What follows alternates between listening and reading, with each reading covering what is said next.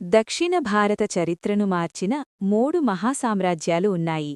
ఆంధ్ర సామ్రాజ్యం, కాకతీయ సామ్రాజ్యం, విజయనగర సామ్రాజ్యం.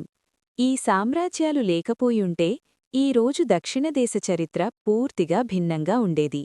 ఈ సామ్రాజ్యాలను పరిపాలించిన మహారాజులలో ఒక మహారాణి కూడా ఉంది. ఆమె పేరు రుద్రమ్మదేవి. కాకతీయ గణపతిదేవ మహారాజుకు ఒక్క సంతానం, రుద్రమ్మ.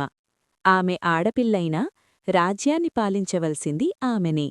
అందుకే గణపతిదేవుడు రాజుకు కావలసిన ప్రతీ విద్యను ఆమెకు నేర్పించాడు.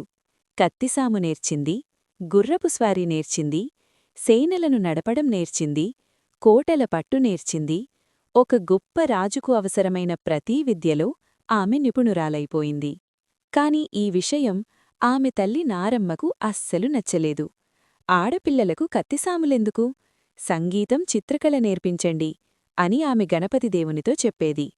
రుద్రమ్మ ఆయుధాలు నేర్చుకోవడం ఆమె చెలికత్తలకు కూడా విచిత్రంగా అనిపించింది. లోలోపల కొంత అసూయ కూడా పెరిగింది. ఒకరోజు ఉద్యానవనంలో ఒంటరిగా కూర్చున్న రుద్రమ్మ దగ్గరకు వచ్చి, జయము జయము యువరాజా అని ఆమెను యువరాజుగా సంబోధించారు. రుద్రమ్మ ఏమాత్రం కంగారుపడలేదు. చెలికత్తెలు చివరకు ఒక కోరిక కోరారు. మీరు ఇకపై ఆయుధాలు ముట్టకూడదు. రుద్రమ్మ కొద్దిసేపు ఆలోచించి, సరే, కాని ముందుగా నన్ను కత్తిసాములో ఓడించాలి అని సవాలు విసిరింది. మరుసటి రోజు సేనాని కొడుకుతో పోటీ జరిగింది. రాజ్యంలోనే గొప్ప యోధుడిగా పేరున్న అతడిని రుద్రమ్మ అనాయాసంగా ఓడించింది. ఆ తరువాత రాజ్యమంతటా చాటింపు వేశారు. రుద్రమ్మను ఓడించిన వారికి ప్రధాన సేనాని పదవి. ఎన్నో యోధులు వచ్చారు, ఎన్నో రాజకుమారులు వచ్చారు. కాని రుద్రమ్మను ఓడించినవారు ఒక్కరే లేరు.